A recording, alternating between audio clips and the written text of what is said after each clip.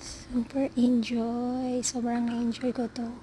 Alam niyo ba guys, kahit na nasunog yung balat ko dyan, pero sobrang na-enjoy ko yan. Kasi the last time na nag-ATV ako is nung nasa Boracay pa kami. Pero this time, sobrang na-enjoy ko. For how many years ko siya bago ko nasundan. Pero guys, sobrang sunog naman talaga naman yung balat ko dyan. Pero dead. So ngayon, ito ang lola nyo. Sobrang nahihirapan ibalik yung kaputian na naman. Pero guys, don't get me wrong ha. Yung puti na yan is natural yan. Kumbaga, since bata pa ako, alam mo yun.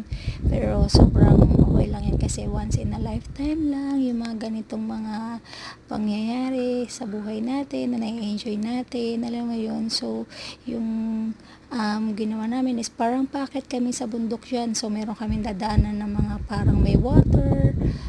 So, sobrang galing pa nung tour guide namin dyan. Kaya, shoutout sa'yo, kuyang tour guide na ang bata mo pa, working student ka, pero grabe, ang galing-galing mo na sobra yung care mo sa amin, sobra yung pagbabantay mo sa amin, pag-alaga mo sa amin. Kaya, saludo sa'yo, kuya.